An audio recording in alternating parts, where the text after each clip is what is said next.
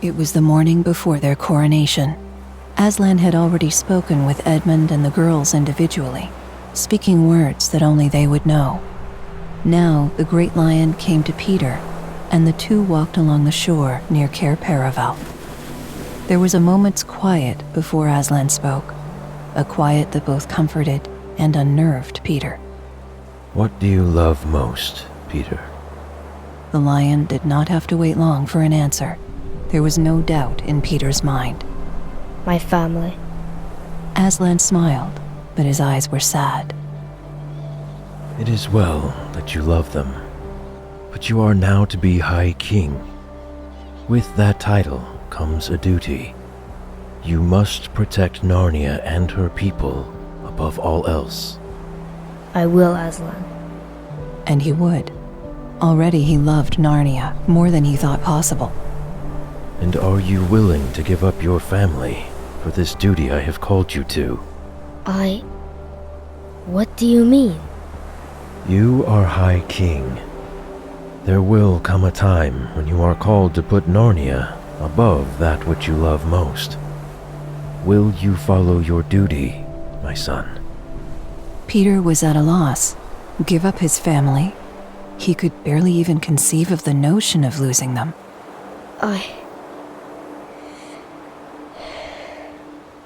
I don't know.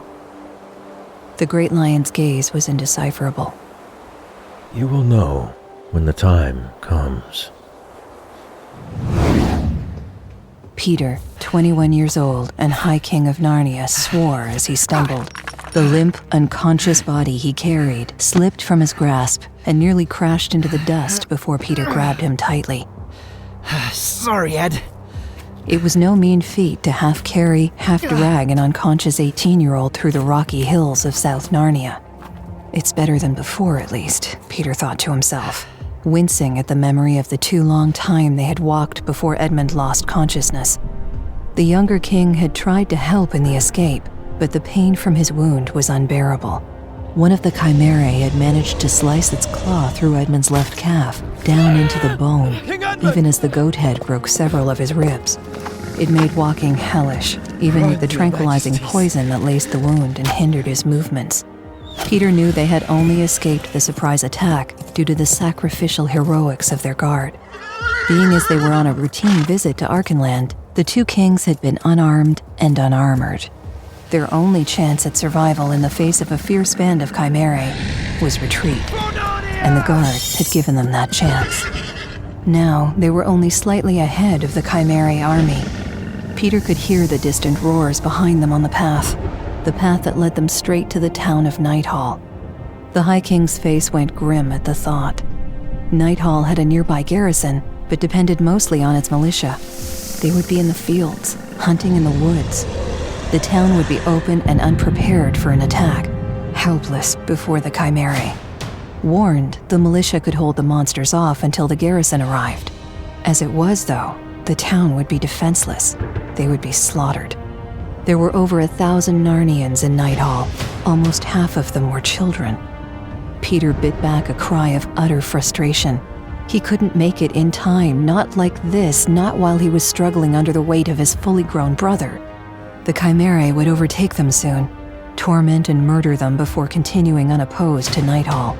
The High King could not let that happen. He had to warn Nighthall. He had to save his brother. He couldn't do both. Tripping over a rock, Peter fell to his knees, letting out a sob that had little to do with the pain from hitting the hard ground.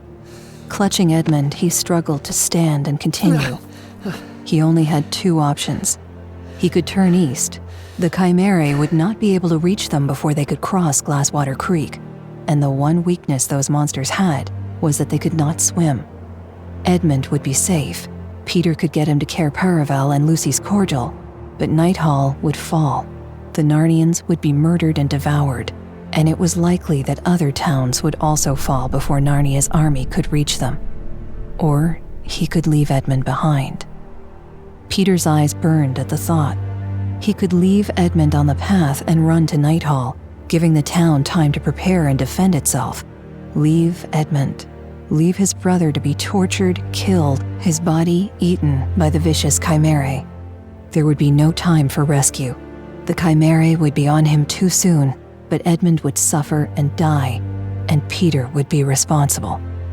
The older king let out another sob. Oh, Aslan!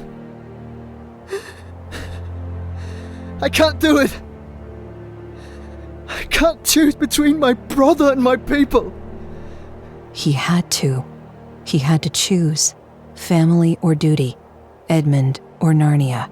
He could not save both. There will come a time when you are called to put Narnia above that which you love most. Will you follow your duty, my son? Peter's knees collapsed under the weight of his brother and his devastating choice. He lay Edmund down gently on the dusty hill next to the path. The younger man's dark eyes were still closed, but even unconscious, he was in pain from his injuries. Peter saw his brother's innocent, unknowing face and crumbled. Weeping now, Peter cradled Edmund's head, touching his own forehead to his baby brother's. Family or duty? You know what Edmund would tell you. Family or duty? I can't. Family or duty? I must. Family or duty? Aslan, please. He had to choose. He had to choose. He had to choose now. He chose. With a trembling hand, Peter reached to his side and pulled out the only weapon he had, a short knife that he used for every purpose one could think of. Now, it would have one more. Peter could barely breathe through his tears. He would not let his brother fall into the Chimerae's power alive, would not prolong his agony. And murderous beasts though they were, the Chimerae did not eat carrion. Peter moved the point of the knife to Edmund's chest, brushing aside his already torn tunic. The knife pricked the skin above Edmund's heart, and Peter lifted the blade.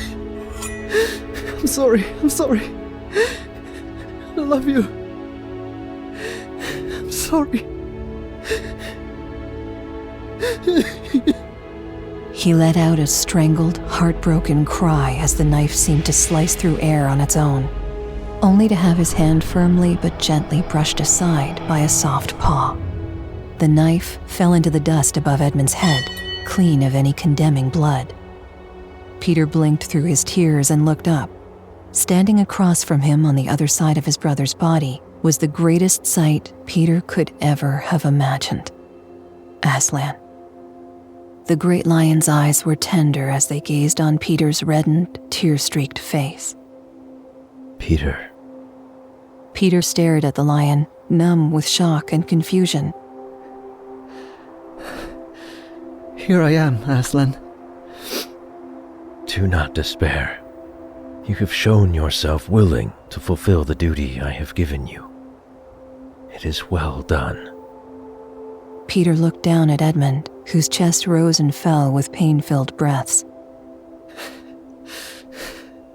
We have to save Nighthall. He had chosen. He had chosen his people, and he had to save them. Aslan smiled at him. Another way will be provided. And then the lion was gone. For a moment, the entire world stopped, and Peter's mind could not process what had happened, what he had almost done, what he had to do. Then a young doe scrambled over the hill, pulling up short at the sight of the two kings. Oh, Your Majesties. What? How? Oh my. Good dear. There is no time. Run to Nighthall. Warn them that a band of Chimerae march against them. Chimerae? Oh my. Peter's eyes narrowed and he growled at the poor young deer. Run! Now! Startled, the doe scrambled backwards before darting off down the path with all speed. There was no doubt she would reach Nighthall in time, sooner than Peter himself could have had he run his fastest. Locking down on his tumultuous emotions, Peter stumbled to his feet, lifting Edmund as he did so. Being moved after lying on the ground must have woken the younger king, as a blurry, harsh voice cut through the air. Pete? Where? What? Peter did not think he had heard anything more beautiful in his life. It's all right, Ed. Come on. We need to reach the creek. Can't walk. Peter held his brother more firmly. Don't worry. I'll get you there. The High King choked back a hysterical sob at his brother's devoted and confident. I know. The brothers struggled to Glasswater Creek, Peter under Edmund's full weight and Edmund under the agony of his injuries. With every step, the sounds of the Chimerae drew closer. Part of the group must have broken off the main army to follow their trail. It was another race against time, but now there was hope, and Peter would not fail his brother again. Even as Glasswater's gentle banks came into sight, the first Chimera crested the hill behind them, howling for his brethren to come, to kill, to feast. Fear and desperation fueled Peter's strength, and his feet moved with a new burst of speed. The howling came closer, the hissing of the snake tails, the pounding of heavy paws. Peter didn't hesitate. The moment they reached the banks of Glasswater, he plunged in, dragging Edmund and helping him hold his head above the water.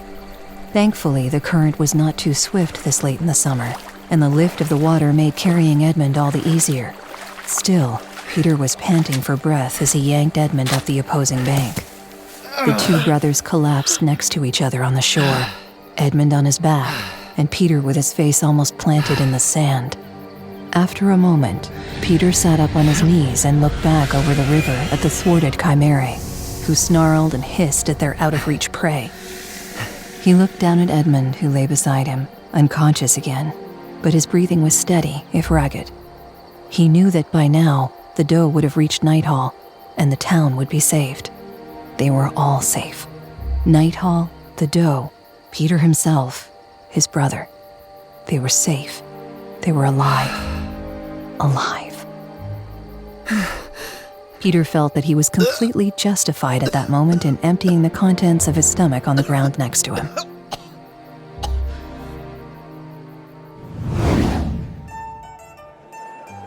Peter could not escape the celebration fast enough. It was a day after the funeral for the King's Guard, and those, thankfully few, who fell at Nighthall. It was the evening Narnia celebrated the lives which they saved with their sacrifice. It was the night they honored their High King for his heroic efforts in warning Nighthall and saving King Edmund. It made him feel sick. Every proud smile twisted the hidden knife deeper into his chest. Every loving hug from his sisters made him want to scream in pain. So he escaped to his room, hiding in the darkness from the cheer that only laid his shame bare again and again. But the darkness could not hide him forever. Peter?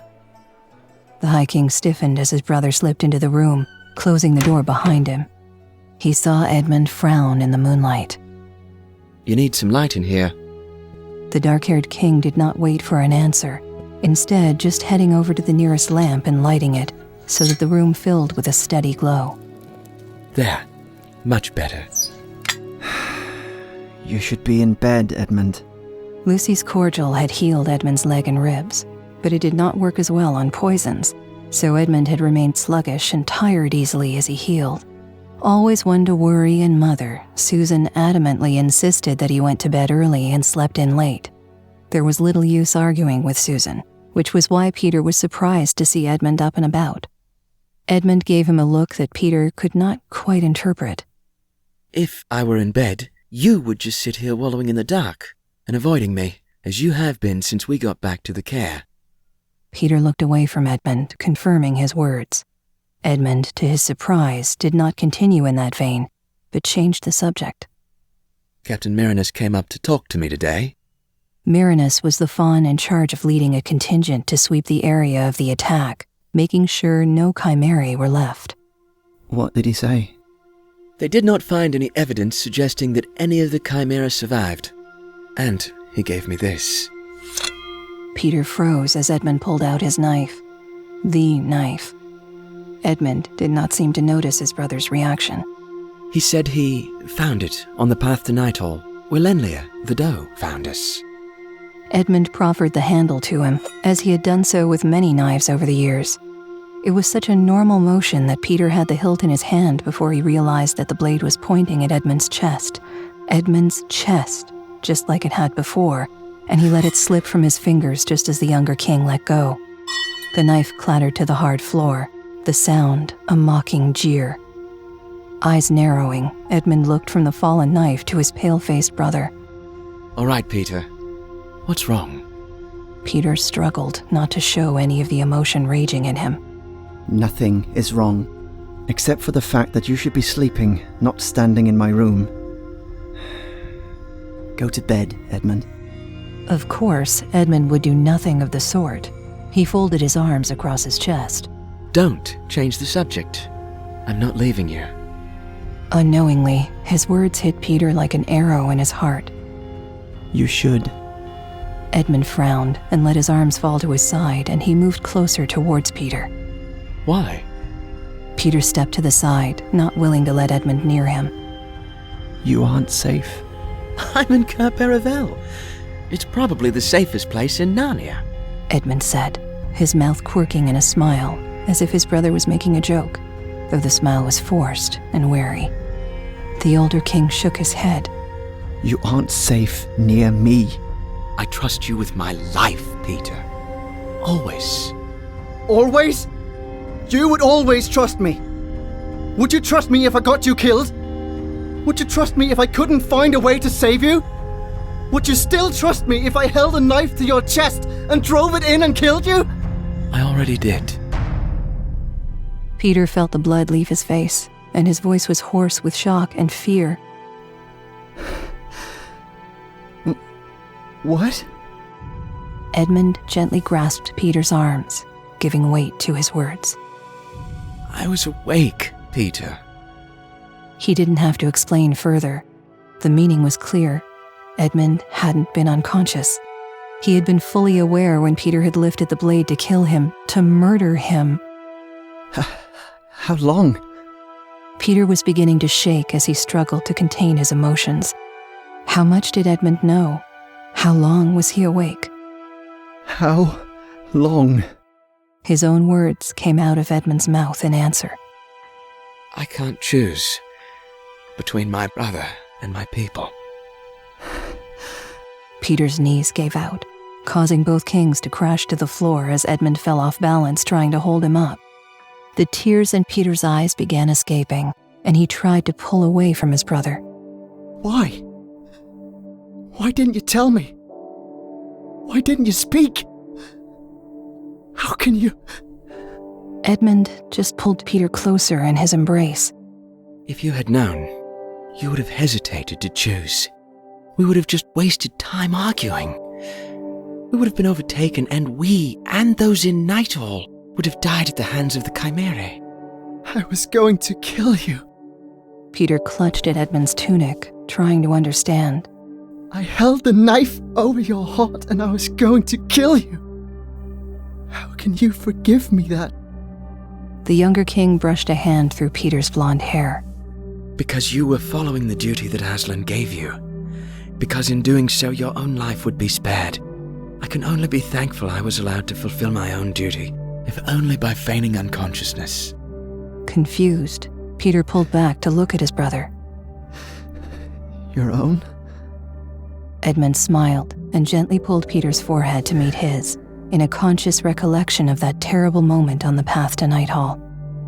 Peter, your duty is to protect Narnia above all else. I know that, and I fully accept its consequences. Just know this, brother. My duty is to protect you, no matter what. And he would. Edmund would protect his brother, even if only by holding him in a loving embrace as Peter sobbed, weeping out his anguish until there were no more tears.